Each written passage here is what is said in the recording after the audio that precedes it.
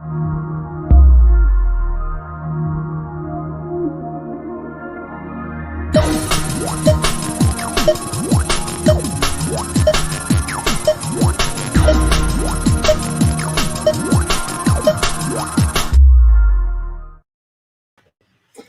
what's up, Canada and beyond? What a awesome night we're going to have here tonight. Just going to take a couple of seconds. There's going to be a lot of people coming into the room really, really quickly. We've got some very special guests tonight. Of course, you've got Derek and myself here, and most of you guys know Brother Don. Hey, guys. And we have some very special guests. Mr. Cung Lee, martial arts master, movie star, one of my heroes and a legend in so many different ways, and his apocalypse partner, Sunshine.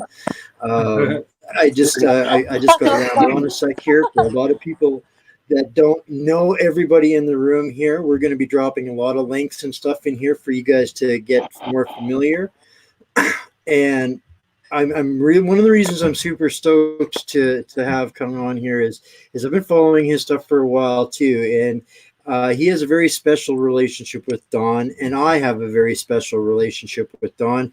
Don has this talent and a God-given gift to bring out the best in people, and Don has pulled and pushed and prodded, and a lot of people may know some of the backstory, but it took Don a long time to break my walls down till I finally agreed to come on his show. We come from we have a long history in the sport and industry. It has not been my pleasure yet to cross paths with you, Master Cung Lee. Thank you so graciously for joining our show. Thank you. And I hope we do credits to everybody out there in pulling on some heartstrings tonight, because I think with the way things are going in this world, this is exactly what we need more of, is a positive message. And you are an inspiration, and I am so proud that we can give you a platform to spread your message here in Canada with us. Awesome. Thank you so much. Oh, it's just by Cung Lee's fine. For me, to me, there's only one master. He's up there. So, Christ, and So I'm just Cung Lee. I love sunshine. that. Well, thank you guys so much for taking the time to hang out with us tonight. It was kind of a little bit short notice, and that's how we roll, man. It is. Don does this to us on a regular basis. He threw Pat Milicic at me last week with about 2 hours to go before showtime, and thankfully today we had a little bit more time to get things set up for you. And some of the big thing that I wanted people to get tonight is we're all in crisis mode all over the world. And there's enough focus on this, that, and the other thing. And your message of wisdom, the difference between wisdom and being smart, really resonated with me really, really deeply the other day. And this is what I think we need to take more time for right now, is bringing humanity back together with the wisdom. And because this is, I think, the only way ultimately to move forward through all of this. So that's what I was hoping that we would be able to hear from you guys tonight, and where you guys are at with all of this chaos. I'm not sure exactly where you guys are at in location wise. I know you guys are in a different time zone, but tell us how this is coming down with you guys. I guess I'll start first. Is we're in California, and of course, location-wise, central. Yeah. But a lot of people don't realize that the world has already been crazy and getting darker. But how I see it is, with this pandemic, now we got all these crazies coming out of the woodworks, thinking it's okay to spread fear, spread hate, and spread crime across the globe. I mean, of course, I'm Asian, and now it's like the crosshairs are on the Asians, but also Sunshine, she's Native American, and Don here is also Native American, and the crosshair has been on Me them for too. the longest time. So like a lot of people don't realize that. So now that if we don't get our shit together, I think how much more is Mother Earth gonna be able to take, and how much more is like our government and the people and the crime rate, and until something breaks, something snaps. Just saying, Let me jump in here real quick. Kung, first and foremost, thank you for blessing the show. It truly is an honor. It's been a privilege of mine to interview you and to share your story. You've always been a Fort Worth gentleman in life, and I think I admire you more for that than any other aspect. I mean, you're one of the greatest martial arts aspects that's ever stepped into the world, but the man that you are, the character that you are, it's endless. I mean, you talk about giving me credit that I give you the greatest interviews ever, sir. I just ask you a question. You fill in the blanks. It's truly your story, your heart that is being shared with the world. I've known you for a while, and now we got this new addition to the family here, and Sunshine. We'll kind of start things off on a light note. Okay. What did it mean?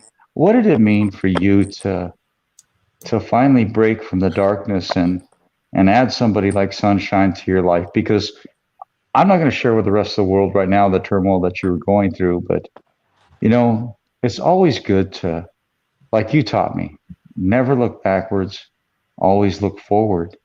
So as you sit there with Sunshine, how is the future? How is the moment with Master Kung Lee and Sunshine?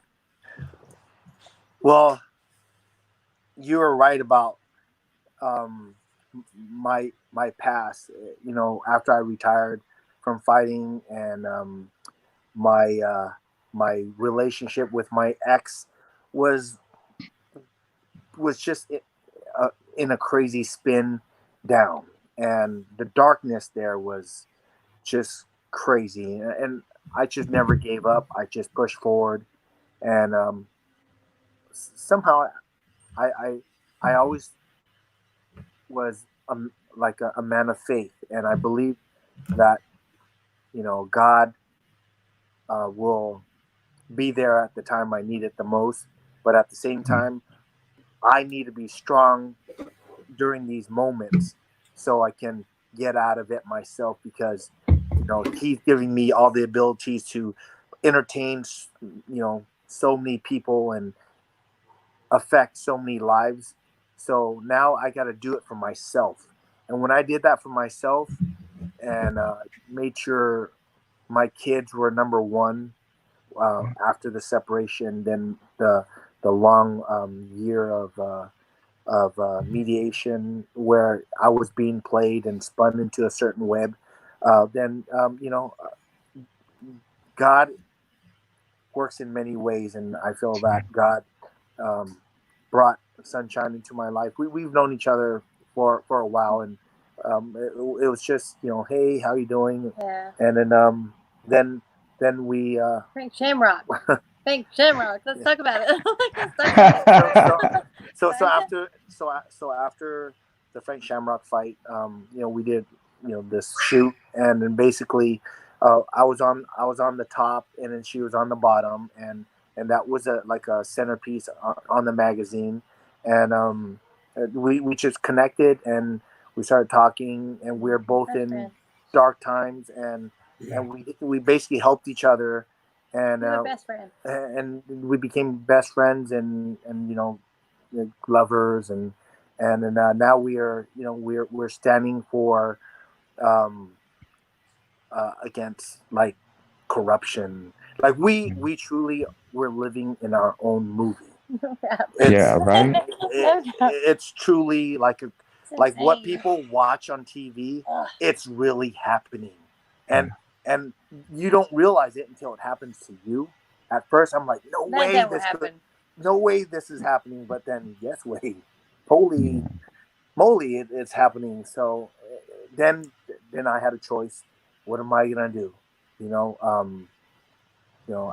I met my love. These are everything laid in front of me. The honest is everything was there. So I said, you know what? Let's roll up the sleeve and let's take on this corruption. I mean, literally from deputy sheriffs, CPS to state police. I mean, everyone in Kentucky. There's a lot of single corruption. Hey, we're all in the same game then. Same Sorry. fight. I'm That's like, awesome. sorry. So There's a it's lot. like, this is how I feel. Yeah. These must be some big shoulders because God wouldn't put it on our shoulders if we couldn't handle it. Yeah, see, that's the reason I asked the question that I asked, because, you know, right now we're on a worldwide aspect. And, you know, part of it is in Canada, part of it is stretched all across the UK and other nations right now. And you would, you know, some people may say, what is the correlation between what's going on now and, you know, what's being portrayed in our life, and what does it have to do with martial arts and other aspects? But the answer is we're people. We're human. You know, I broke down the other day because, as you know, I'm a photographer in the sport. I'm a journalist in the sport. And one fell swoop, I watched four months of work just go by. So this side of me on the politics side has always been there, but I've never really shared it with my listeners. But, you know, I figure, why not a better time? And you couldn't have said it more correctly, that we're just actors in a big movie. You know, Sunshine, I understand you've had a lot of adversity as of late. You've been fighting a lot of issues. Yes, sir. You know, you're a tremendously strong woman. You know, I've looked at some of the aspects to you, and, you know, I got to admit, you know, most men couldn't even handle the problems that you're going through. Thank You know, how hard is it for you to fight that adversity before we start getting into the corruption aspects of society? It's so hard, but here's the thing. I have 2 children waiting on me. So if I fail them, I fail me. You know, who am I if I can't protect them? And at this point, like, let me take a deep breath. And I'm missing Indigenous women that they're burying them face down. I mean, it's like there's so many Native American women right now going on the reservations, they're burying face down. So, like, in our tribe, and in all the tribes, you do that, they can't get peace, right? Yeah.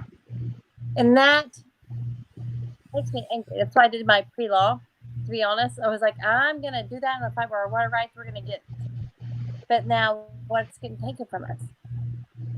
Yeah. You know what I mean? It's like it destroys me a little bit, but no, not really. Because guess what? I'm bruised, but not broken. Yeah.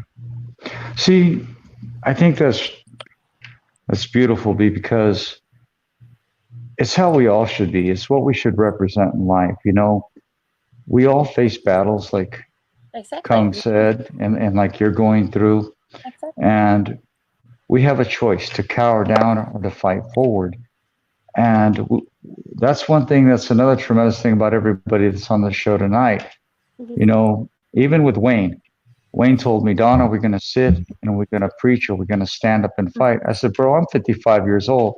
I ain't got nothing left to lose, you know? So, you know, Cung, with that being said, you know, on our last show, before I tossed it over to Wayne, you know, we talked about the children in the tunnels and things of this nature, but a new aspect has popped up, and I would like to get your take on it.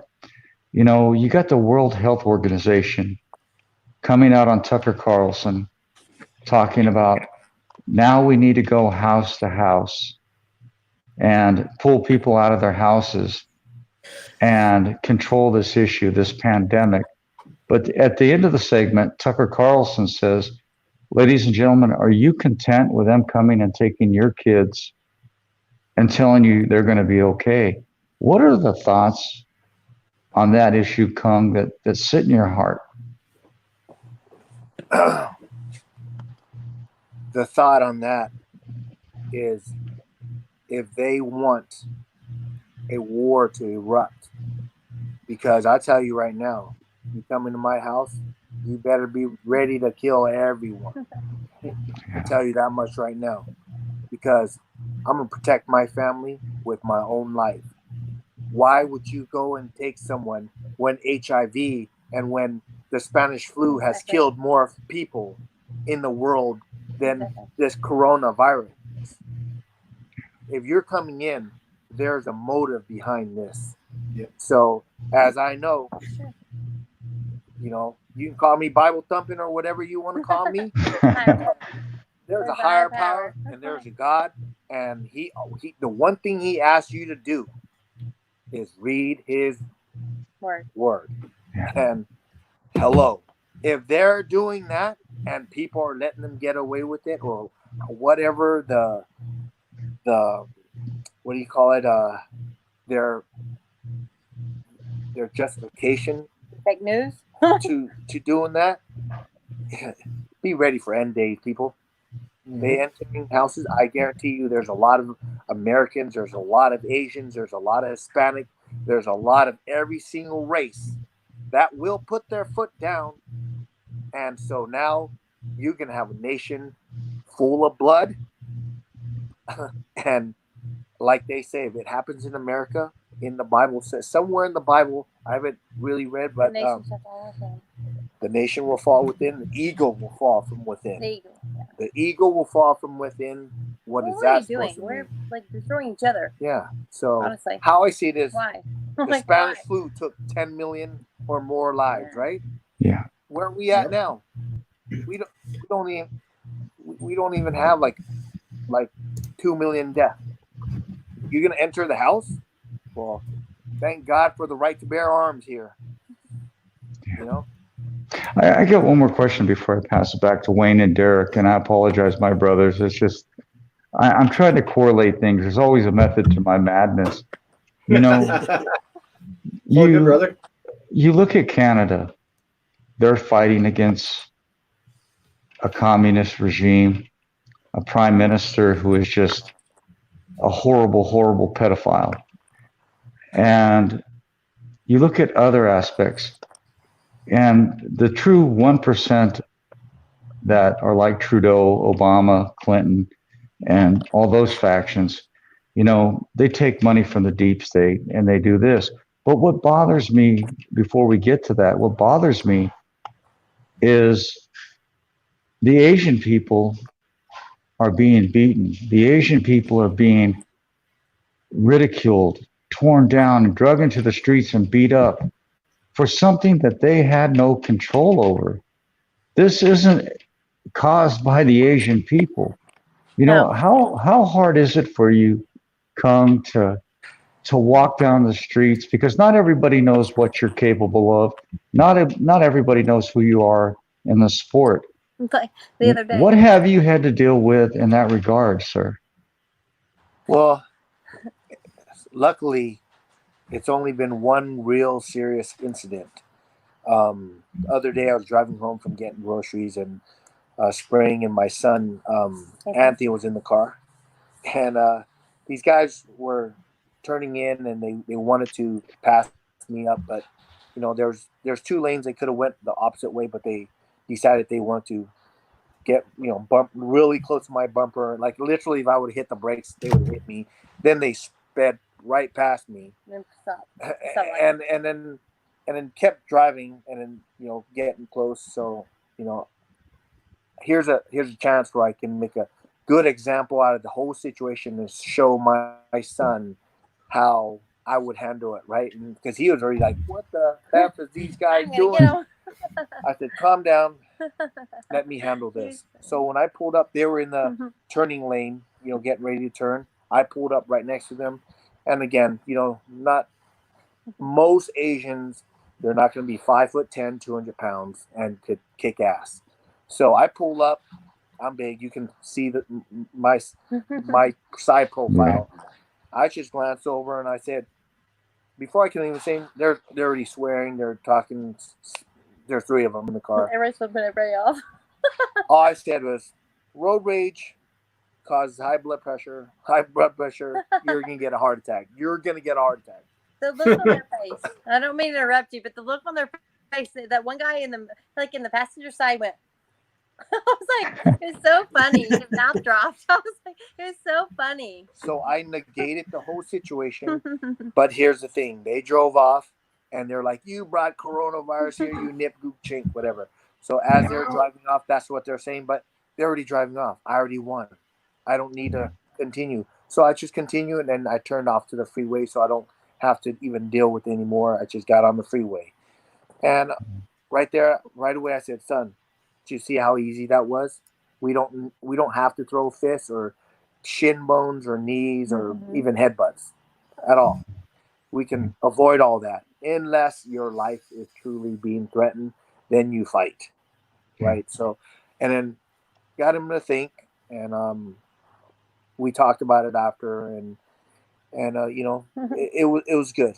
So I felt with that was very, God helped me to teach him. So, but with other people who are not in the situation or have the skill set that I have or the size, man, it's rough for them. So, I mean, I just got off a live feed just answering what you can do, self-defense, and I'm talking about like pepper spray, what you can do. These are the things that are pepper spray that's good for. If someone invades your house and you hear them ahead of time, you can even spray pepper spray in your hallway, lock your door, and when they run through that hallway, you're going to hear them, oh, my eyes! Yeah, so, I mean, there's so many different tactics. You just got to know what's best for you and what you're willing to do. And, and then, to the point where, nowadays, the sad thing is, if you're defending yourself in your house and you shoot someone and they're not dead, you're responsible to pay for their hospital bills, and then they can sue you. Really? That's just crazy, right? So yeah, no, very crazy. Give me your house.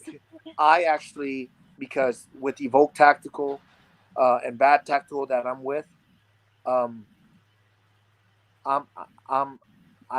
signed up. I'm paying $50 something for the premium insurance.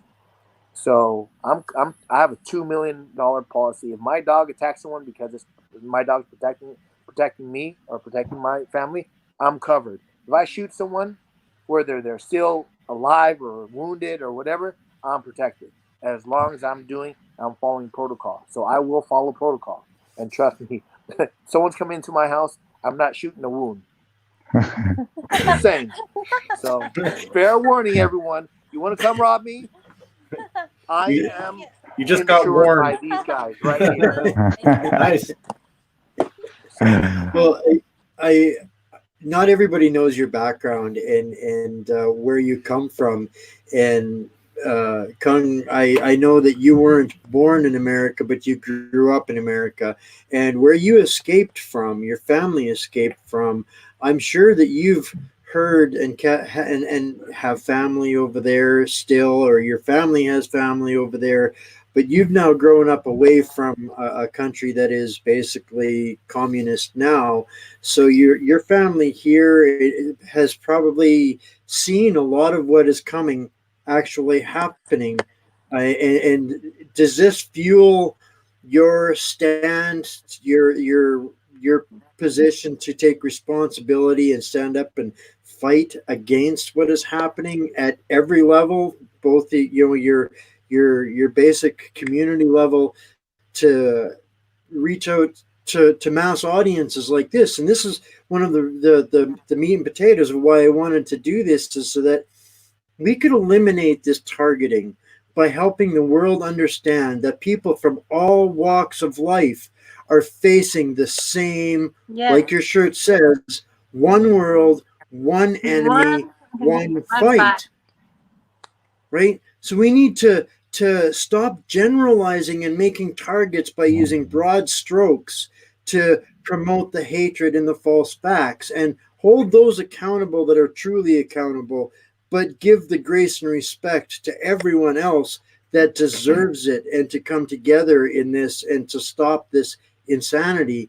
So this is what I want the people that aren't familiar with you to share. If you can share with us, is this some of what drives you from a base fighter warrior to where we're here together today talking like this?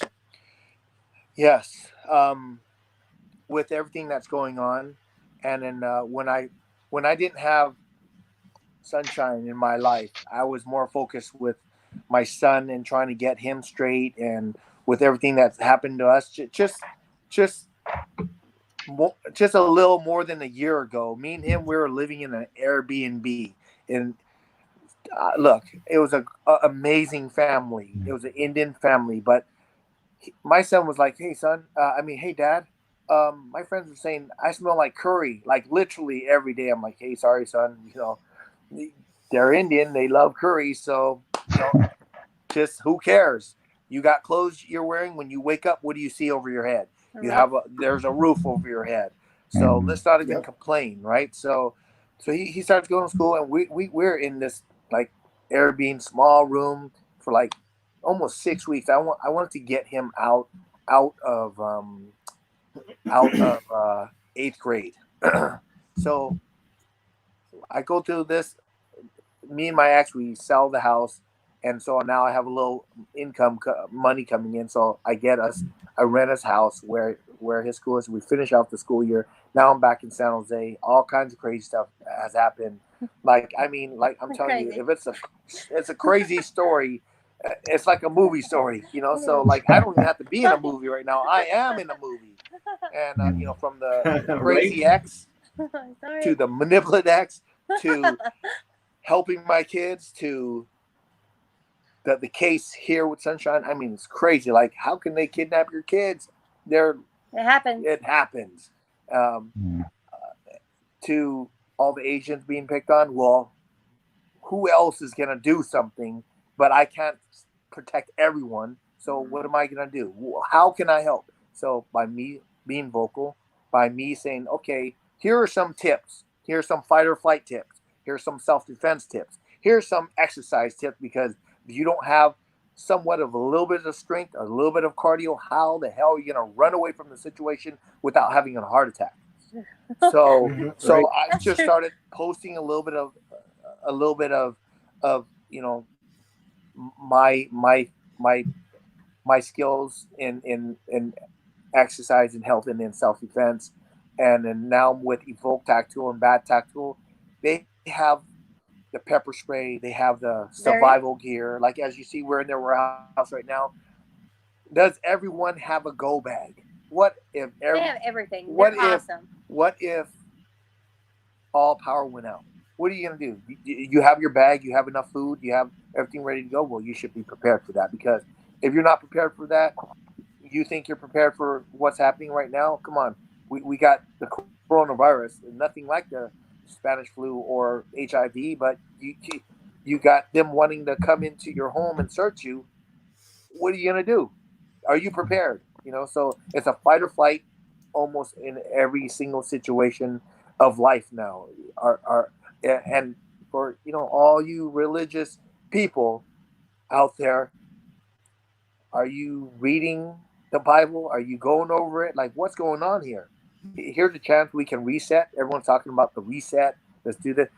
There's going to be no reset here. Come on. Once everyone's back in, everyone's going to live their life normal. They're going to be turning on their, McDonald's going to be, pumping out food. All the pollution's going to come right back to, we're probably going to be worse where we left off. Mm-hmm. That's how I see it. So let me ask you a question. Because the first show I did from you, we talked about leaving the fall of Saigon on a helicopter under artillery fire to being bullied as a young man So I know you're an open book. I know the stories that you tell are heart-wrenching. But there's a travesty in Canada that a lot of people don't know about. And I want to get your thoughts on that, if I may, sir. I'll get both of your thoughts, actually. In Canada, they've created euthanasia stations. They basically have made it to where the elderly is disposable. The prime minister deems them disposable. They have made it to where they want to do away with, like Wayne says, if you're white on the face, you're truly one of them aspects. Coming from such a diverse life, and then now hearing some of one of the adversities that's going on with Canada about the young wanting to do away with the older aspects and basically taking them to basically what would be a dog pound as a euthanasia station. What are your thoughts on, why we should hold the elderly near and dear? Why should people be able to disregard a beautiful life of knowledge so easily, but yet the Prime Minister of Canada is allowing this? What are your thoughts? First, I'll ask you, and then I'll get Sunshine's thoughts. What are your thoughts on this, on top of the COVID-19 virus? My thoughts on what you just brought up, I wasn't really familiar with what truly is going on in Canada, but now that you gave me a little insight, it's like truly, I'll start from the top, right? Yeah. You have God in your life, and then you have the elderly, then you have it's like a pecking order, and then you have your young kids. Why are they trying to get rid of this group, this generation, when if it wasn't for this generation, there would be no other generation? Why can't we coexist together? Why? What? There's a lot of whys here. But if you see what's going on, the people are the ones who should be in power, because there's more people than there is the government, and the people are the ones paying the government in taxes, and whether they are trying to get rid of paying them their Social Security or whatever it is, I don't know. I can't speak for them, but whatever is happening here, it's definitely wrong. And what is it teaching our youth? What is the world going to come to if they succeed? Chaos. Mm-hmm. Yeah. Well, there was a question that popped up, and I don't mean to interrupt you, but there was a question that popped up, and I think you could, fulfill the afterthought. He said the elderly are the knowledge of the people. It says, well, actually, the whole comment says, older people are not a burden. We are a fountain of knowledge. Just ask someone who has the answer. And I think that exactly is the answer, is the people with the knowledge are the ones that are trying to warn the world, not just our own people, but what is truly happening. And most people outside of Canada, and this is no offense to anybody outside of Canada, there has been a huge blockade, a barrier of truth that since this last government, this party took over, that there's been no truth coming out of Canada. The entire media system has been bought and paid for, is owned exactly like CCP China. So they all follow this one directive, this one narrative that is completely in line with the WHO and the United Nations. So there's been none of this truth that is coming out. So they're literally targeting and silencing the seniors in Canada to the extent that even privately run facilities are being locked up if they do not comply to the euthanasia party's thing. If you're privately funded healthcare and seniors facilities, if you do not comply with installing euthanasia to the seniors, then they will seize your assets, shut your buildings down, sell your buildings off, and put you out of business. Now, these are cases that are ongoing right now in Canada. And now we have today coming out of Toronto, where they're already talking about drafts of preventative measures with this COVID pandemic that we were under, where they may be forced to selectively withhold healthcare and respirators and services for people who may be handicapped or not rated on the productive, basically social scale to receive medical treatment when this pandemic starts to take its toll. This is what is happening in Canada and being forced into law day by day. These are just small examples of what's been going on in the last couple of weeks. And this is why they're trying, I believe, so hard to silence the seniors in Canada and to keep the message from getting out. And this is where we've been talking about for weeks now on all of our shows. At some point we're getting to this where no government is going to save us. We the people have to save ourselves. And I've said this since day one, that sooner or later history has proven itself repeatedly over and over and over again. When the people have had enough, they will rise and decide, and the corruption and every system topples and fails. But that's the only way that it fails. And people, unfortunately, the thing that I also recognize in life is humans tend to not learn the lesson until the price they pay is high enough. Mm-hmm. Kong, when are we going to have paid a high enough price before we can bring the people to start to take down some of this that is going on? I believe a lot of this is happening right now as we speak. The last couple of weeks, the information exchange, thanks to this pandemic, maybe that's the silver lining in it, but has created a shift in information that has all of us running off of our feet. Do you think that we're going to get there?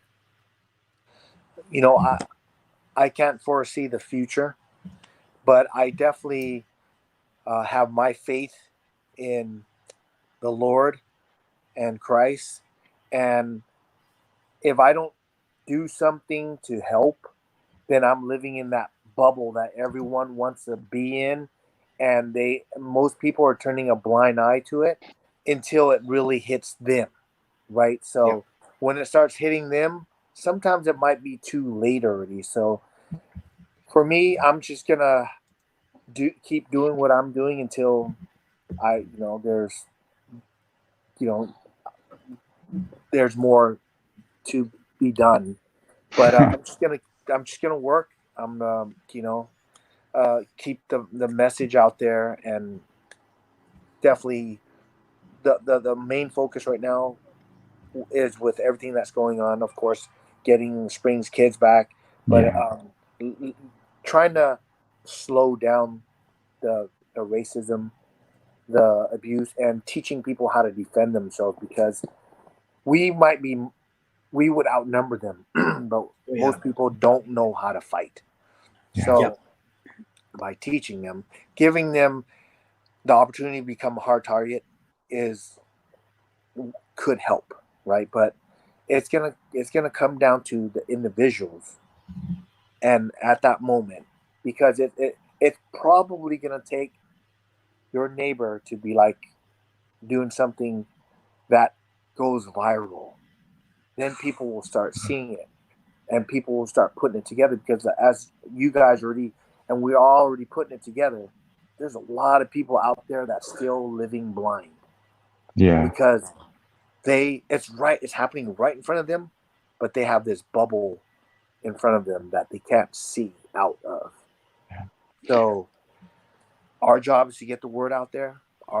My job is to help them learn, about, being a hard target, and knowing somewhat a little bit of how to defend themselves, and what to do in certain situation. But we got to chip away slowly but surely, and then when it's time, when all hell breaks, we'll see what happens. I think that's a magic word that crosses over to so many different things, and it's a word from my history and background and knowledge and training too. That situational awareness. This is not just for our own personal self-defense, but what is happening in our communities. This entire Film Your Hospital thing that we've been working as a group on is actually situational awareness, but on a bigger scale. It's not on an individual scale. And these are people that are taking responsibility for their situational awareness and informing others. And this is the kind of thing that we can make a huge impact on by exposing this, basically this hostile communist global takeover that's happening right now in its barest definition, under this guise of this group. One of Don's favorite groups, and I'll trigger him with this one. This who has control of the world right now? Guys, He's already on it. you know, like as in every, I'm gonna put it in my own words and the best way to explain it best for me, right? And then I'm gonna tie everything together for you guys right now. It's like, take my son for example. He wants to fight. He wants to climb up the ranks. So you got to do one step at a time. You got to start from the bottom, right? Because if you're here and I'm gonna say, hey son, you got your world title shot up here, he's gonna fail. So the same thing goes to exposing. You have to start from the bottom. So now I'm going to ask you guys a question about starting from the bottom. Let's take, for example, Springs situation. Yeah. Boyd County Sheriff, Boyd County judges. There's a whole little ring in there that CPS is involved, taking kids for profit. Mm-hmm. For profit. Oh, yeah. What do you guys see as in, if they're running and they're so confident in what they do and no one standing up, but slowly but surely people are starting to step up because now we're standing up, right? So what you guys are doing is you guys are standing up, you guys are voicing it, but instead of going at the dragon's head, let's cut one of the wings off. Let's start a little bit slower and exposing what is happening to the seniors, right? I want to cut the dragon. We want to cut the dragon's head off. I want to. You know, like we all these do. guys We have to start slow. take nothing away from my training. My coach is Scott Sheely. I call him he's a redneck because he's a heel jack that's just crazy. But if you really think about it, a bunch of heel jacks out there who's supposed to be, they have a code. Yeah. They're law Good old boy code. Serve and protect, and it's the good old boy system, right? So how can if you're a deputy sheriff and you're selling steroids to the kids in high school and you somehow manipulated the system to have CPS take your kid away from the mom and give no communication whatsoever. Look at that. Yeah. See, she's getting emotional because it's real. Yeah. Well, I want to ask her something. The problem down here. Yeah. So what Spring, are your thoughts on that, right? Yeah. Spring, I've watched your fight. I've watched your plight. Cung, you're absolutely right. Spring, how hard is it? Because people don't really understand how the system works, even our own country, let alone Canada or the UK or anywhere else. So, just for the listeners worldwide, would you care to share just a tidbit of what is truly transpiring in your life and how detrimental it's been to you and the walk that you try to You I'm know, gonna walk it because I want my kids, and they're waiting on me. So Slow, breathe. slow. I had my kids taken. Sorry. you're good. You're good. In a moment's notice, I left an abusive law enforcement officer. He hit me and he was entrapped me actually and intimidating. He coerced me in the court to have this custody arrangement. Then I had to see him twice a day, every day. He was so abusive. They couldn't take it. And then CPS came to my house. And what do you do as an honest individual? You're like, I have nothing to hide. Come in. Come see my kids. And they said they were going to help me. I'll help you. And I went to another, actually, district, which was because I'm from Ashland, Kentucky. But they're from Greenup, Kentucky. So by law, you're not allowed to take a CPS worker from another county. But I didn't know that. I just thought I had nothing to hide, right? So I was like, they said, and I had turned him in for selling steroids, illegal steroids for FBI. I sent it to everyone. And I wasn't left alone. And then I went down there and I was apprehended for a test I never took. They said I failed a test I never took. That's the funny thing about it. It's like I never took a test. But they said I failed my test and my children were taken that night. And it's like if I wouldn't have paused because I was so scared, because I never thought that'd ever happen, because the law is law, right? No one breaks the law. That'll never happen to you. I couldn't breathe. I just stopped. I was like, it can't happen. I never felt nothing. I didn't take nothing. I came down here to appease whatever needed to be appeased, correct? And they said they were going to have law enforcement officers come check my private parts. I was like, no. I'm like, I will do whatever you need to be. And I was terrified, to be honest, because I had been sexually, financially, physically abused at that point. And he said everything was going to happen. And when they said that, I was like, there's no man coming in here, no. And I ran to my car and I locked my door with my kids. And I didn't run because I didn't have nothing to hide. I was like, why am I going to run? I don't know what to do. But I just didn't know what to do. Because I had nothing to hide. I would have produced anything they needed me to produce at that point. I gave blood the same night. That came back. Nothing was wrong with me. I was like, so I just didn't expect that. I didn't think laws were actually broken. Yeah. See, the reason I kind of touched on this, and, you know, it's like with Canada. Everybody thinks Canada's this green acres, that it's beautiful, and, you know, there's nothing bad going on there.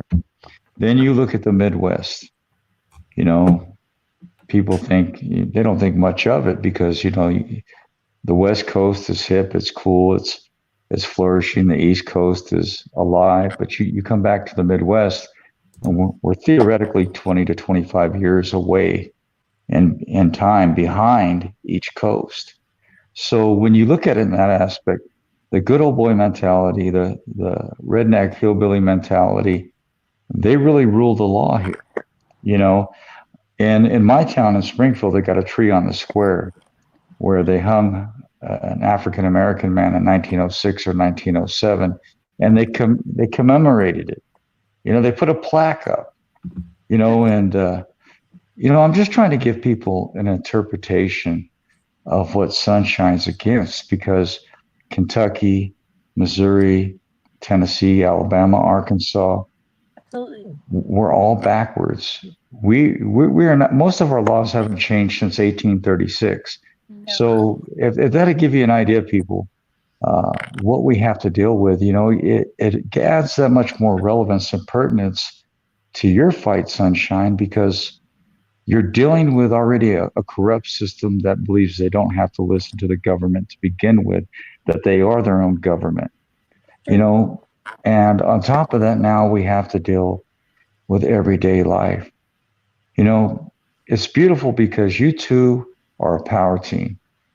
You know, you're American Indian, and Cung, you're of Asian descent, you're Vietnamese. And it's beautiful because, you know what? You're showing the world that skin color makes no difference. Where we come from makes no difference. It's about the heart, the compassion, and what we share in our walk. And that's what's beautiful about the Canadian people is they're down to earth, man, and they want nothing less than meat and potatoes. And I think it's great that we can all come on here and we can all share aspects of our life. We can all share tidbits and we can all gain knowledge from each other because it's this right here is what's going to make people stand up. This right here is what's going to correlate people to start talking with each other. Because honestly, my favorite saying is if it was dark or we were blind, we would see no different. Exactly. You know, and I love my life that way because I don't believe so much in racism as I do personal ignorance. Mm-hmm. You know, and ignorance is taught at home. And that's the way I've always felt. I mean, I'm 55. I'm probably the oldest one in the room, but you know, I'm not always right, but you know, I look at life in a different light. And I see the Canadian struggle, I see the Indigenous struggle, and I see your struggle, Mr. Lee. And it breaks my heart because I understand it, but now we got to make the world understand it. Kung, how do we do that? What is a great message that we can break the social barriers, break the color barriers, break the hate barriers?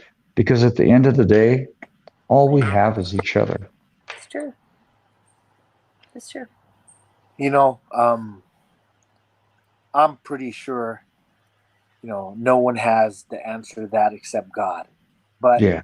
I believe if we keep doing what we do and we send a message and we get the message out there and if we all stood together. You know, I got this picture on Instagram the other day and I haven't posted it yet because I haven't found the right words to put behind it. But it was every single person on earth. Imagine if we all stood together, what kind of earth we would have. It's true. So maybe I need to put that picture up and the picture that we are having now. Like, Yeah. I need like an Instagram thing that has 100 pictures so I can share everything, right? But again, if you're not thinking for yourself and you think you will get through this, then think of your kids. But again, what if everything went to the shit basket tomorrow? Are you prepared? Are you ready? I'm sure you're not. No one is. Maybe there's a 1% of the 1% in the world are ready for this, right? I mean, there's even funny thing is the government here. There's a booklet. What to do if there's a zombie takeover? Why would they have that, right? I mean, that's silly. We're funny, Like, but if you think about it, there's already enough violence. It's not about some zombies eating your brains. It's about the people trying to crush your brains or shoot your brains or stab your brains out. We're already living in it. It's happening right now as we talk. And if you turn a blind eye, you're part of the problem. You're part of the problem. And again, look, everyone has their own religion. And, you know, I'm only going to speak for what I believe in. But if you, like, again, if you turn a blind eye, it's just like if you deny God, when it's your time and it's like you got that last 2 minutes, you're going to be thinking, God, help me, please. Don't let me die this way. Well, tough luck. Tough luck. You denied him. Yep. Honest. Start now. Make a difference now. And maybe this world has a second chance. That's true. Yeah. Right now, I don't see it.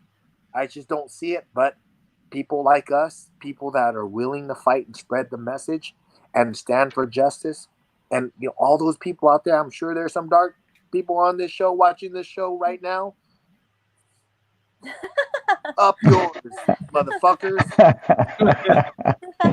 Darkness is where you're gonna go.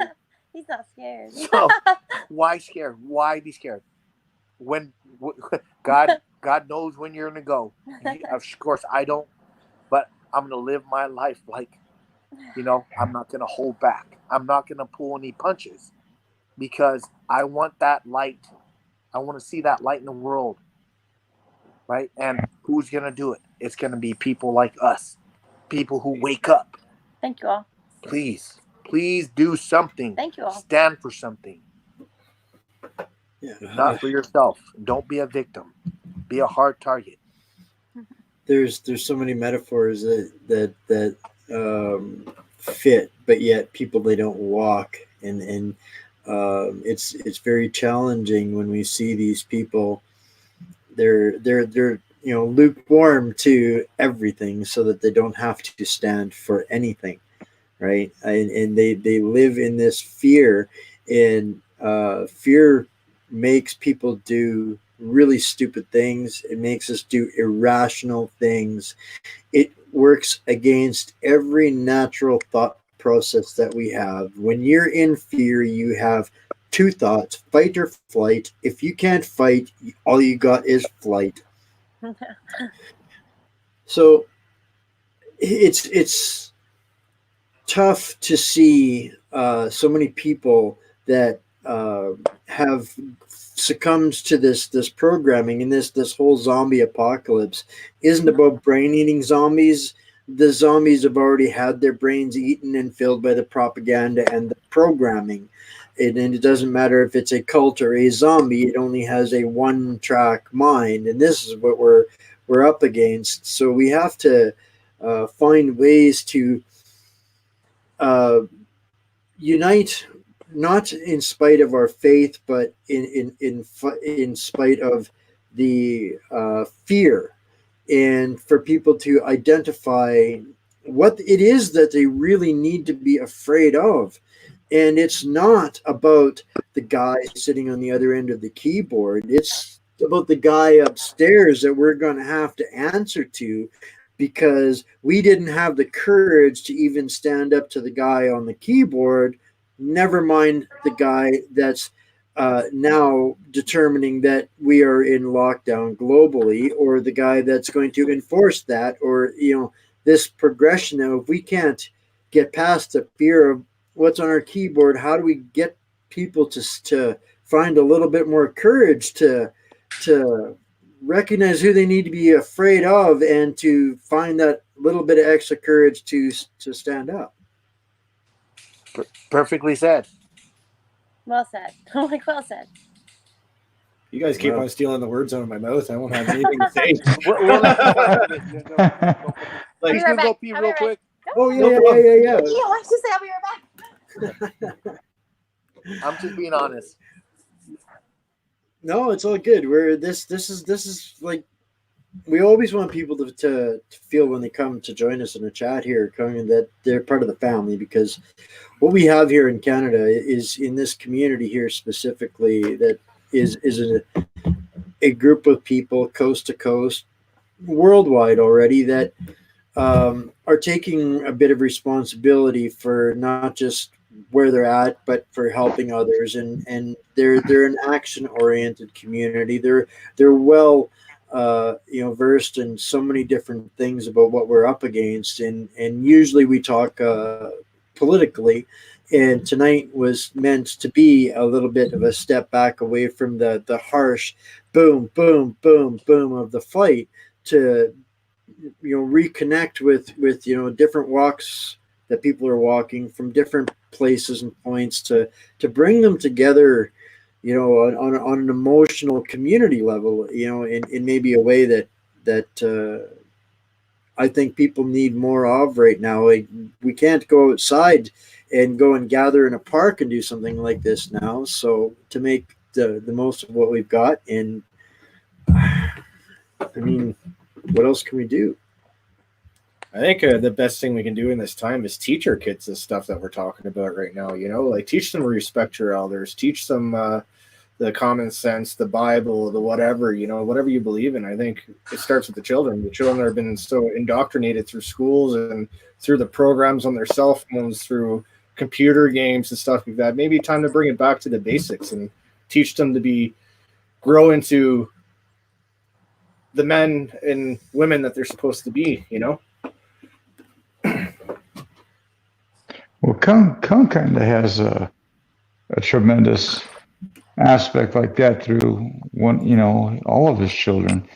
Kung, you told such a beautiful and eloquent story on my show about when your son reached into his wallet and he gave more than you did to the man that was sitting there. What did that do for you as a father? How did that make you feel knowing that you've instilled that tremendous aspect into your children? Sorry, my dogs. You're good. Followed me. So, going to about that story is went to go get dinner, and as we were walking into this pho restaurant, it had the boba tea and all that. There was a guy opening the door, and it was rainy day, it was cold, and he was opening the door because he was making himself useful, and maybe someone could be generous. So I came in to get out of the cold, and he's out there, and my son's with me. So I think I had like $3 in change, and I said, "Hey, son, go give this to him." So my son went to go give him the $3, and he walks back in. And I just take a glance at my son, and I'm seeing what's processing in his head. So I'm sure what was processing is he knew that it was cold out there. This guy doesn't have a home. He's standing there, and it's not like those guys that are, "Hey, help me," standing in the corner. And he's trying to make himself useful and opening the door. At least he's doing something. And my son pulls out his wallet.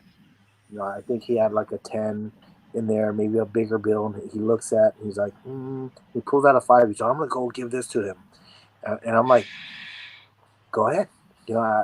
And then as he's walking out, I'm like, "Yes," right? But I didn't want to show him I was like proud and happy. I was like, "Yeah," but the fact that I gave the guy 3 and he gave him 5, and it wasn't like competing against me, but it's like I want to give this guy something because he opened the door and it's cold outside, because literally that day we're like, "Oh man, it's cold." Like we were hungry. We were tired of eating like frozen organic chicken strips. So we wanted to go get some like soup, and we ordered it in, and so the fact that he gave him this amount of money and it made me proud, and I feel like just a little tiny lessons, but you can't just teach it to them. You got to make them go through it, right? They make that choice themselves. Yeah, which is nice. I like that. Same with my kids when they used to do nice little gestures and stuff like that to the homeless people when they're with me, and they do it all on their own, and that makes me proud. For them to take the time to do it themselves is the best thing. You're doing something right. So it's like we tackle one little item at one time, right? But we keep chipping away. It's like that Instagram picture where don't stop, and that guy's like still chipping, and the guy's walking back with the pick, and then he's like this close to all the diamonds, and the other guy's like he's he's got this much more, but he's still picking. It's almost that way. We're there. And hopefully mankind will step up, and I'm sure it's not going to just, praise the Lord, but I hope not all government are, going to be, taking out their seniors, It's awful. I would hope not. It's those kinds of atrocities that force people into a reality check, and I think the whole world has kind of been put in a timeout, and I think that is to a lot of people a reality check. We're seeing an awakening. I don't want to use words like the Great Awakening and those kinds of things. They're kind of overdone. There's a shift but going on. We are seeing so many people that refused to acknowledge have now moved to asking questions, to being appalled, shocked, despondent, to outraged about this process that they have to go through when it's like in the movie The Matrix, when you take that that pill, you can't go back. and that creates such an emotional roller coaster for people. And we are seeing that combined with the whole lockdown pandemic insanity that's happening, that's really speeding up. It's like, steroids for the roller coaster. So this is really, really waking people up, and I was so excited by that. I lost where I was going. Well, I think you're right. You're totally right. I like how people are starting to investigate themselves and get the information themselves. They're going out filming the whatever they think that needs to be told. There's a lot more of that going on now since this pandemic, which is it gives me hope that people are ready to lead themselves out of this craziness that we're going through. I want to jump in here, and of course, I'm always the one that brings up the elephant in the room question, or the dark side of things. How do you eat an elephant? One bite at a time, right? Well,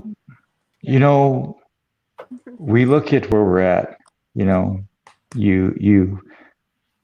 We're all locked down. We're all quarantined. My state's under lockdown. I'm locked down until June 1st, but my heart yearns for a change in life, because the 1%, the dark state, they have, the Hollywood elites, all aspects, of the 1%, have utilized, abused, raped, taken our children. They have screwed this world up so bad. I seen a story the other day about one of the kids that was rescued from the issue me and you talked about, Cung. And they said the child was so programmed and didn't have an understanding of life. What is it going to take? I mean, what can people do to share this message more? Because, from CPS to people kidnapping kids off the street, our kids are being taken from us for these rich pedophiles. And it's not just the United States crisis. It's not just the Canada crisis.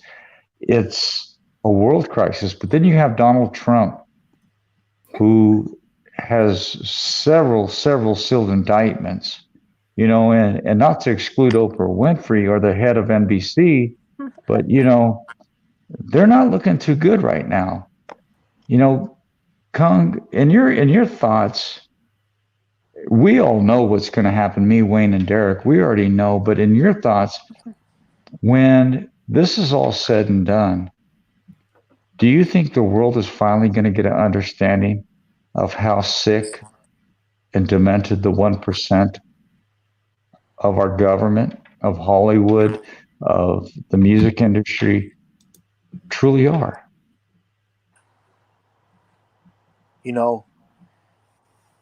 I think your 1% might be a little bit off. I think it's a little bit higher. Well, let me correct that. The elite 1%, the financially capable individuals, the ones that rule everything, that's the 1% I speak of. 15 families.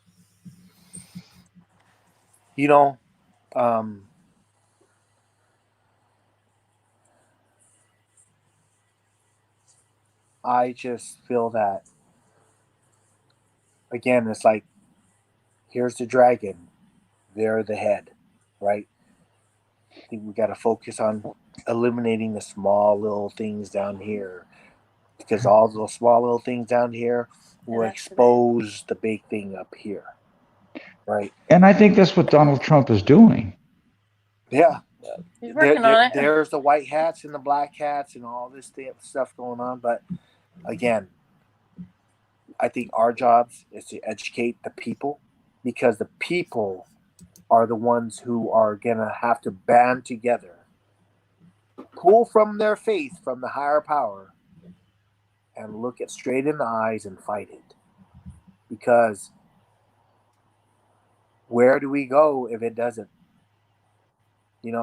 It's going to be our kids, out or our kids' kids. I just don't see it going that far. You know, it's something's gonna be collapsing soon. That's what I feel. I do too. And again, now you will face a true fight or flight moment.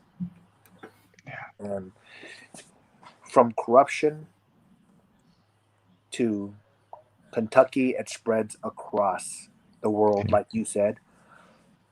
Everyone faces it. Now, wake up and smell the coffee and do something. But don't rush into a title fight right away. Work your way up. Expose.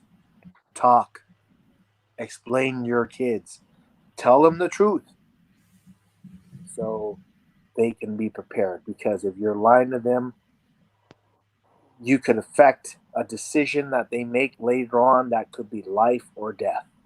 Or what you just told them might have gotten them taken because they weren't prepared.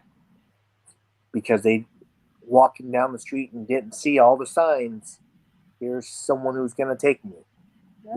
You're responsible. You as the parent, you as the adult, you as the senior citizen must educate all the way down. And for the young ones here, they are responsible for understanding and making that choice, the right choice.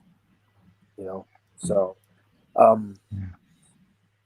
the other day I was talking on a podcast with Michael, who does Asian men's Asian fashion, his Instagram, and then he was telling me, Kung, you as an athlete, and what about who have faith in Christ, and what about all the other people who have faith, but then there's all the people who don't believe in the higher power, right?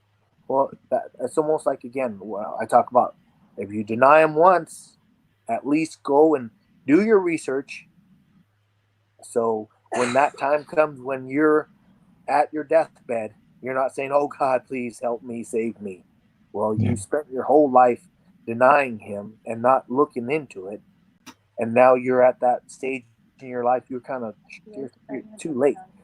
So how I answered it is like, in my struggles, hey, I won a lot of matches, but when I did lose, I didn't say it's your fault I lost. Or in the matches I thought I was gonna lose, but I said, oh no, you're gonna have to kill me in order to beat me. And I end up pulling a win.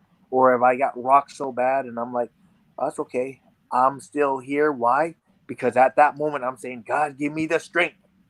And guess what? I felt it. I felt that he gave me the strength, and that's why all these fans, and at that moment I go in there, I say, God, dear God, protect me from all injuries, but I even pray for my opponent, protect him from any serious injuries, because I already know what I can do. So I go in there and I always use prayer, and it's worked for me, and I felt the power and the presence, and I felt God in Christ.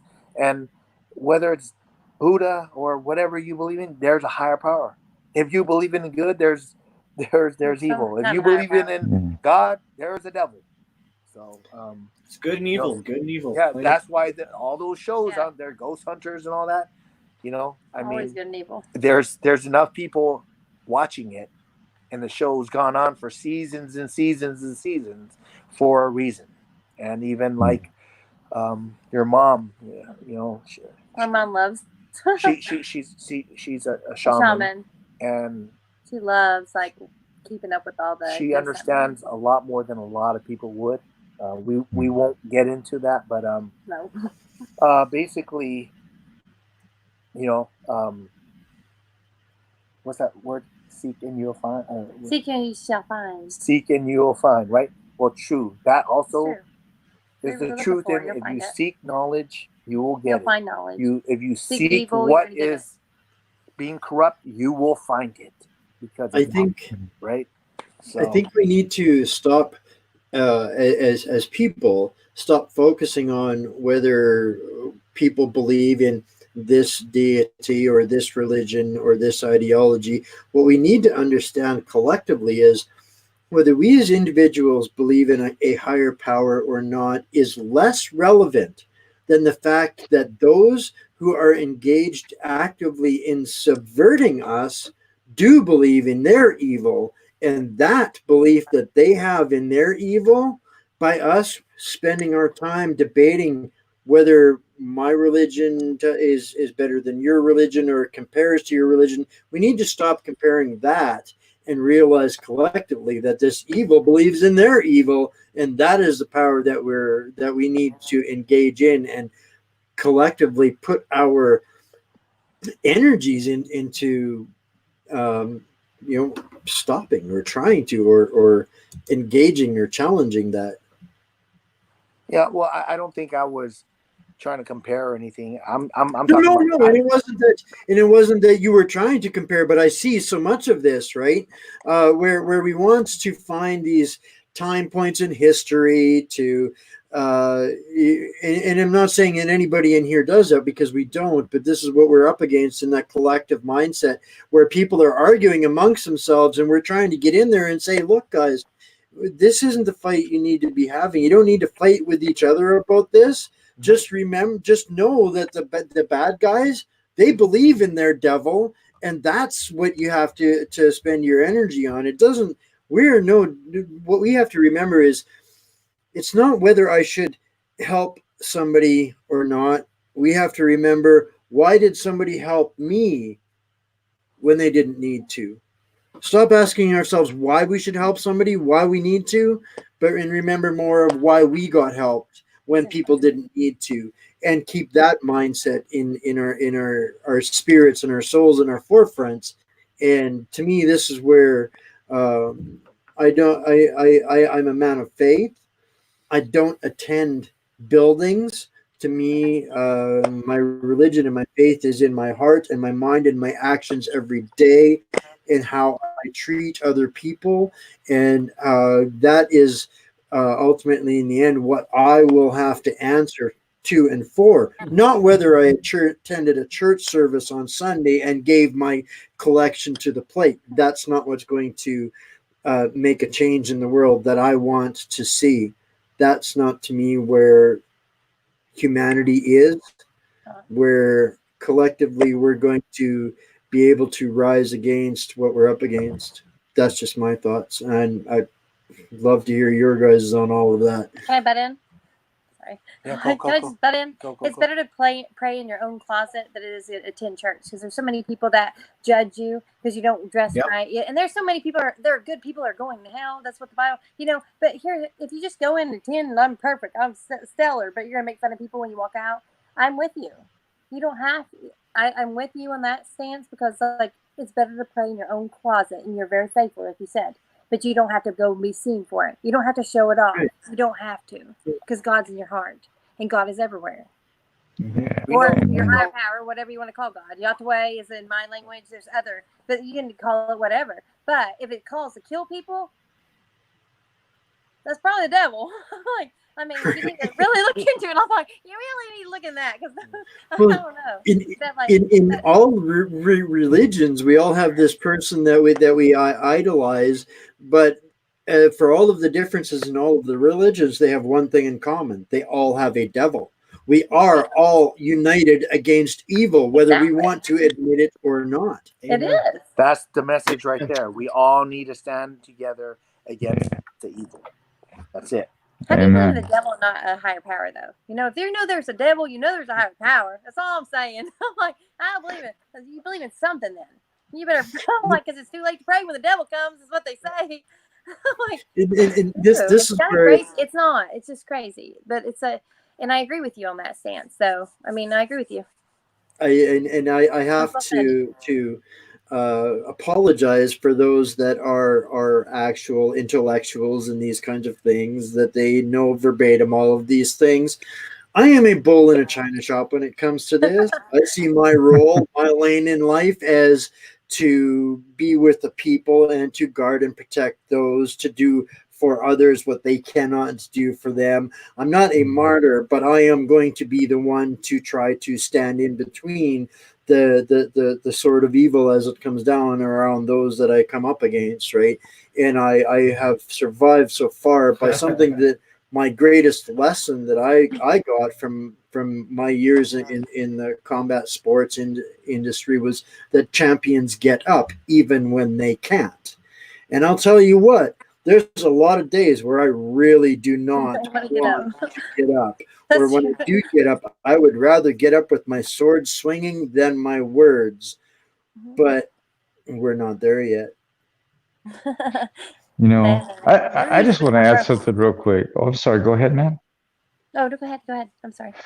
You know, Kung, you amaze me because, you know, you talk about. See, a lot of people think that people in the sport are just warriors and gladiators, but you're proof that you're articulated. You made a statement ago that just not very many people would think an MMA fighter or a mixed martial artist would ever sediment. You said the white hats and the black hats.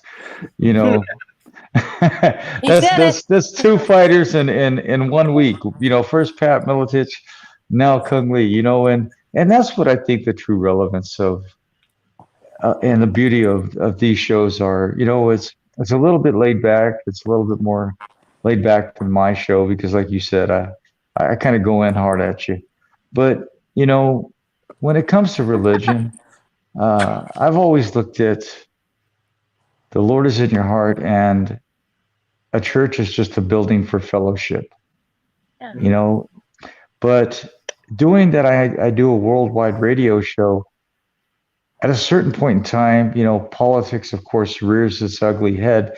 So the way I fixed that solution was I just said, peace be with all. You know, and that way I'm not cross-generating anything. You know, I'm just saying peace be with all, but I believe in God with all my heart and soul. You know, we've all got our struggles. We've all got our fights. We've all got our demons, and we have our angels.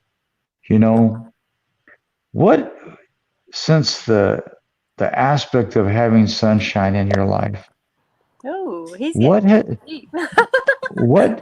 has given you that hope to fight through this situation that we're going through now? What has given you that hope to pick you up as a man, not as a warrior, but as a man up off the ground and stand up and say, I'm not going to take this anymore. You know, I'm going to be what I got to be regardless of the outcome. This actually is the first easy question you throw my way. I found my faith when I found sunshine. You know, it's that's when you know there's a God, because my last relationship, like, it was just we know dark. It was very dark, and now, like, when you come out of that tunnel, you're like, just take a breath, and you're just content with everything else when you've had basically like a demon. So for me, I just felt like prayers were answered. You know. So Ken, is it fair to say that you truly found your guiding light and sunshine? Most definitely. That's beautiful, brother. That's beautiful. You know. But I also found my faith again even stronger, because last relationship I lost myself a little bit. Yeah. And, I want him to find himself all the time. I challenge him, and he should challenge me too, because you want the best person that you have. And I'm honest. I'm so frankly honest. Sometimes you probably don't need to be, but I want him to be his best person always. Sunshine, my next question is, before I give it back to Wayne, is yes, sir. How did you take a true martial artist, a man of pride, passion, and perseverance, and get him to lighten up a little bit? You know, because I've seen since the presence, you know, I've known Kung before you, So since you came into his life, I I'm see a a, martial artist too, so it's funny. oh, I but know that, Not like you him. know, Nothing like him. no, I'm just but goofy. what I what have I'm no getting idea. at is what I'm getting at was it's a beautiful thing that you've created in Kung, you know, because they say the greatest man rises from his greatest darkness. And Really good. you truly, from me knowing Kung for many years in shows and everything, you seem to be that brightness in his life. And, you Okay. know, you guys, I always have the saying in life that I won't stand in front of you, I won't stand behind you, but I will always stand by your side. There you go. And, Yeah, I know that. you know, Yeah, it's true. He's just my best friend. Honestly, I just goof off with him. I make serious, probably times kind of goofy, but it's just like if you don't laugh, you're gonna cry because we've yeah, been through it. You know what I mean? He's went through how many? He went through concentration camp. He survived this. We're gonna survive this. yeah. I had my kids thinking we're gonna survive this. It's kind of like this ain't nothing. Let's go. You know what I mean? Like get back up. It's like a right hook to the jaw. You knock you to your knees, but you're getting back up, right? Dust yourself off. Let's go. Like champions I mean, it's always what we find a do, way right? to get back up. God gave us each other, though. And I honestly think everything might have been taken from us both. Like, he didn't have everything. I'm like, but he had a lot taken from him, you know? I mean, and we found each other. And we have each other. He's my best friend, honestly. He's just my best friend. So beautiful. It really is, you know, and like I said, I interviewed Kung for years before you even came into the picture, and I like the Kung Lee that's on the show today. Yeah. I really do, man. That's my boy, Love and light. right, Wayne? I'd like to say that I'm grateful for the Kung Lee that is on the show today, and Same for the here. sunshine that we all need in our life. And I could ask questions for days of you, especially you, Kung. You've seen so much adversity in your life, and I someday I hope you'll come back and join us. Some other, Of course. and be able to get into some of these deeper conversations. You have such a wealth of knowledge and experience, and it's knowledge that's based on experience that I think we need now more than ever. Yeah. And especially in everybody in the middle of this Cinderella complex, like a bad Cinderella movie right now. So your experience and your wisdom that comes with it is something that we need more of. So I'm incredibly grateful for that. I believe everything happens for a reason, and I'm a little bit tough in learning my lessons sometimes. The guy upstairs, he has to generally hit me with a great big stick before I start paying attention, and Don can attest to that too. So while I have this golden opportunity and the stars have aligned, moving forward for people in this time of uncertainty, with your deepest wisdom of and faith combined, what can we send the people off with to make them feel like they're just left the Easter dinner table and they're going to go and sit down and chill with their kids on their lap? What do you got for us, Kung?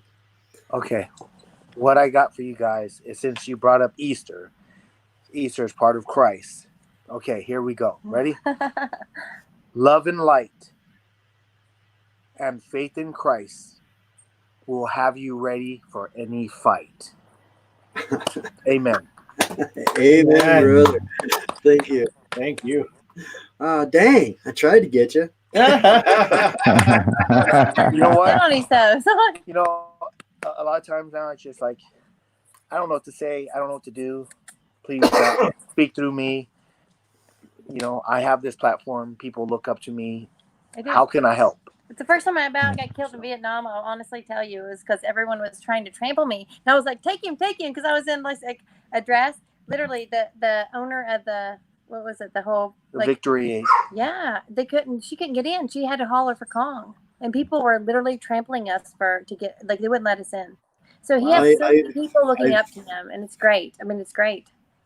I probably know a lot more about your nation's history myself through my own interests in self-research going on almost 4 decades, and someday I'd love to really dig into that with you, because I think that's what happened over in your homeland. Your parents' homeland was an extreme repercussions of exactly kind of the same evil that we're globally facing right now. And I think there are some incredibly valuable lessons that you could shed light on that most of North America probably doesn't even know. And that's not what today was for. Today was for introducing families, and I was that was to me. Even though I didn't know you guys personally, but if you're family of Don's, you're family of mine, and Derek's too. That's kind of the way we are. And I don't know if you guys have ever been to Canada, but if you ever do, come on up. I will show you guys some of the most amazing and wonderful things that the world cannot even picture. So. Thank you. Thank you again. Very humbled by your spending time with us, and the significance of that is what people I want people to understand is we're in a world where influencers matter, and that matters on both sides of the fence. Mm-hmm. And I know so many thousands of people from my time in the sports community that don't have the courage to do what you're doing, to use their power and their influence and their word to fight something that isn't just a promotional battle. Thank you. And I have huge respect for you on that note, sir. You're a real warrior. You're not a dollar assassin. And thank you for that. Thank you. Thank you for that. Oh, thank you. Well, you know, I'm going to kind of, man, Wayne's going to kill me for this. I know he's going to kill me for this. Here we go. But you know, we're in dark times. We all know this. We're just grateful for today, as we don't even know if we're, because we're not promised a tomorrow. And no, I know it's not always good to mix religion and politics, but you know, I did this on the last show, and I know where you're going. Because me and you, Cung, we have some pretty deep shows. And brother, before I let you go, would you lead us out in a prayer? Absolutely. Sure. Name Father, Son, and the Holy Spirit. Dear Lord, with all the viewers who have watched this show, please shine your light into their homes and into their struggles, so they can help us in the fight of mankind and help us get through this dark time, so we can all unite as humans that are from every single race standing together, how it should be if we all were united in this world. Thank you for today, and we will be prepared to live to our fullest tomorrow. And instead of always asking for things that we want to give you thanks, Lord Almighty, and thank you, Jesus Christ, for saving us of our sins and protecting us from all the evils out there, and help us spread the light into the darkness. Amen. Amen. You know, Cung, you truly are my brother. I have the ultimate respect for you. You know, we will have you on my show, this show, any show, as your family. And you can't change that now, bro. But would want to. We're gonna get in correlation with you. We'll get you a copy of tonight's show, just so you have a hard copy of it too. But you know, I just want to say thank you for time and time again, truly sharing the real man behind the legend, the legacy. You know, legacies can be tainted, but foundations can't be broke nor destroyed. And my brother, you truly are a foundation, and I respect that, and I love you for that. Sunshine, it was an honor to meet you. I would love to have you and Kung on my show, and we'll get deep into the aspects of life about you and your struggle and corruption, and get, shed a little bit more light and share your story, because I think it's something that needs to be touched on. I believe in life, and I believe in equality and justice, and I'm willing to go against the grain. I'm willing to fight the right fight. And like I said, I'm 55 and I have nothing to lose. So, now is my time. We use this eulogy, I guess you'd say, we had Jurgen Vollrath on the other day, and I said, now is the time. Now is the time to stand from the mountaintops. Yes. Now is the time to stand up and scream. But the analogy that I used, I said, what if Martin Luther King would have stood up and said, if I had a dream, instead of I had a dream? I had a dream. You're exactly right. And that's what you've brought to my life. That's what you've brought to my listeners. And that's what you bring to the world. It was truly an honor for me for you to come on here and share yourself with the world. You're a blessing, my brother. Wayne? Thank you so much. Oh, thank you, sir. Thank you all. Thank you all for having us. It's been like you said, it's been an honor. And everything happens for a reason. And if we touched one person today, if we made one person feel better, then I'm grateful for the day. And today wasn't meant to be deep and dark and depressing. It was meant to be real, and it was meant to connect us. And I hope you all feel the love come from Canada. I know our fans and followers, even those that did not know of you before, will know of you soon. Where can people keep in touch with you, Kung? We post out your Facebook page. Is there anything else I seen it posted that up you'd here. like for us to share with the audience before we let you go? Oh, there it is. Perfect. Okay. Awesome. That was really all I had for now.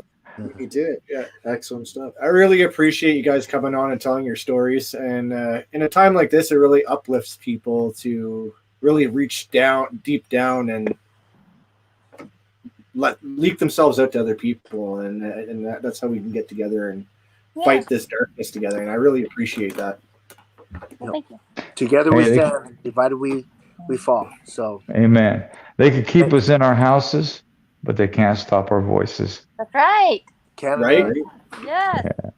What's Amen. up, Canada and all the dark places out there, like Kentucky, Boyd County, justice is coming. Amen. I like that. Amen. God bless you. Thank you, Kung. All right. Good night, sir. All right. I'm out. Done. I guess my brain's overloaded. Shutting this stuff off. Hope you guys got the gold out of it that I did. I'm going to process. We'll chat again later. It was supposed to be a positive message. We'll do another live feed. I know some people were saying there's a lot going answering comments. A lot going on. Another time. We'll do another show. We just need to get through this. We'll touch base with y'all. Thank you for hanging out. I love you all. Stay Canadian. Stay honored. Keep your faith going. Keep your faith going and stay strong. And we'll get through this together. All right.